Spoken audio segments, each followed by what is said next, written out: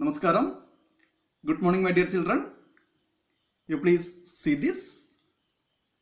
Have you seen it? This is a piece of rock. A piece of rock. You may have seen the piece of rocks around you. In your yard, everywhere you can see it. You may have used it. For what purpose you have used this piece of rocks or stones? It may be for getting mango from a mango tree, or to escape from a dog. You may have used it. In our last class, that means in our first lesson, we had studied that man had used the stones as his weapon. Nowadays also we are using these as weapons to escape from dogs or any other animals. We are using it. Stones or rocks. Here in this part of the lesson, we are going to study about rocks or stones. In our first chapter, we studied about a Paleolithic age, Mesolithic age, Neolithic age, Lithic age. At that time we had told that lith means stone or rock. Lith means stone or rock. That means here in our last class we had told about lithosphere. Lithosphere, the uppermost part of earth, the crust and upper mantle constitute or forms lithosphere. We studied in our last class while saying about the interior of earth. Lithosphere, that means the sphere or the part of earth that is made with the lith or rock. A part of the earth or the uppermost part that is made with the rock. That is we are studying here. You may have seen the rocks or stones in different colors. Around us we can see different rocks or different stones in different colors. How these stones or rocks got these colors?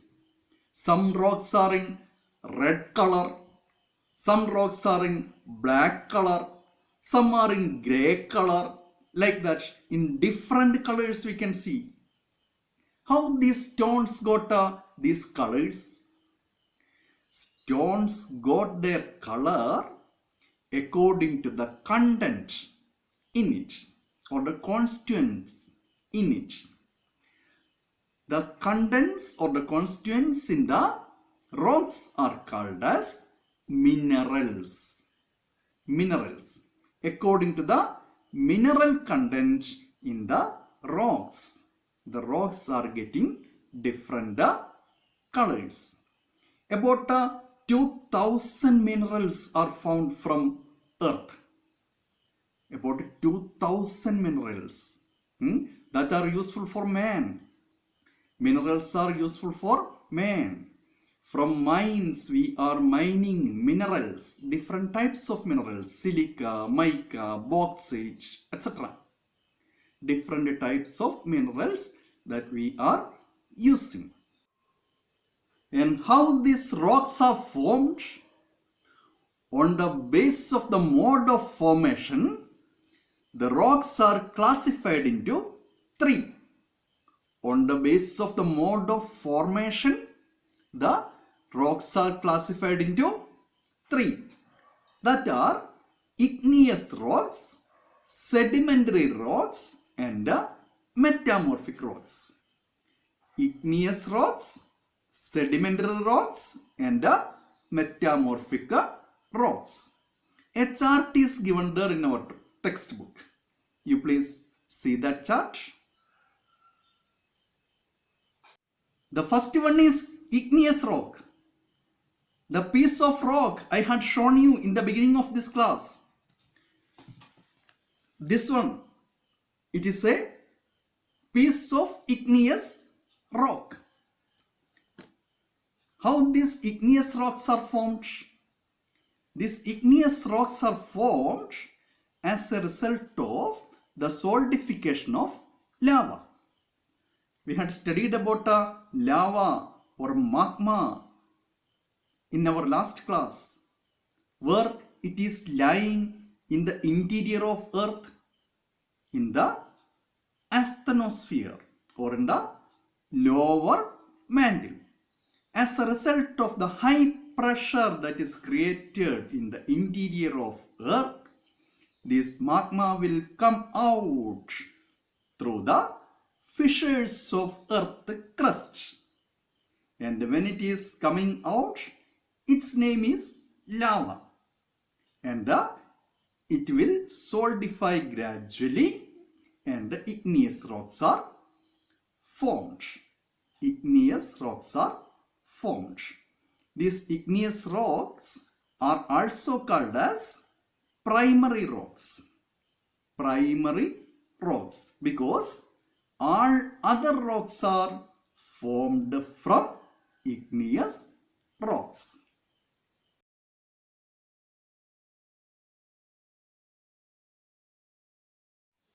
Second one, it is sedimentary rock. Sedimentary rocks. How these sedimentary rocks are formed? Sedimentary rocks are formed as a result of layering. How this layering occur? We already studied that. We already told that igneous rocks are the primary rocks. After the formation, the igneous rocks will undergo for weathering, or it will disintegrate. It will break as pieces.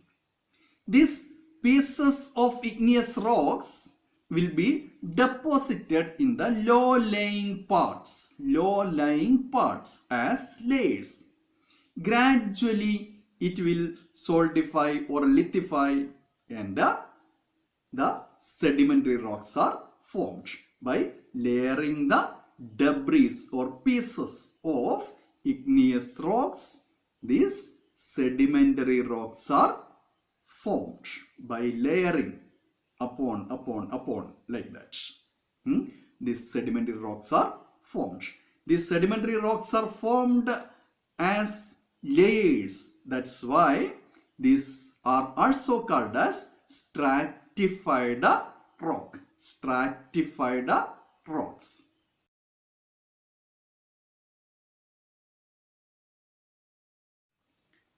And third one, it is metamorphic rocks. The rocks that are formed as a result of metamorphism. That means change. The change that happens to the rocks gradually as a result of high pressure and high temperature. High pressure and temperature. That causes for metamorphism to the rocks, and metamorphic rocks are formed. Slate, marble, etc. are the examples for metamorphic rocks. The rocks that are formed as a result of the solidification of lava or metamorphism or layering, this will not remain as its original form, in its original form forever. It will be subjected to change.